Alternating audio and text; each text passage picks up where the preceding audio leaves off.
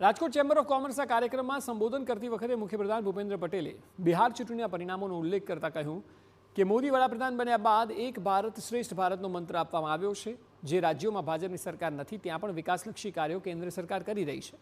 તેઓએ કહ્યું કે બિહાર એટલે ગજબ રાજકીય સૂઝબૂઝવાળું રાજ્ય, ત્યાં પણ નરેન્દ્ર મોદીની સરકાર પર લોકોને એટલો બધો વિશ્વાસ છે અને હવે બાકીના રાજ્યોમાં પણ વાંધો આવે તેવો નથી।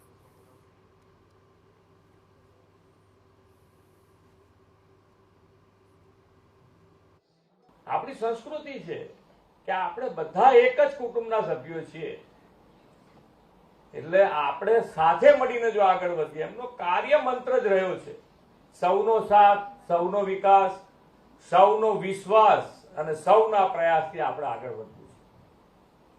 અને આ કાર્ય મંત્રથી જ આગળ વધી શકાય એ એમણે પ્રસ્થાપિત પણ કર્યું છે।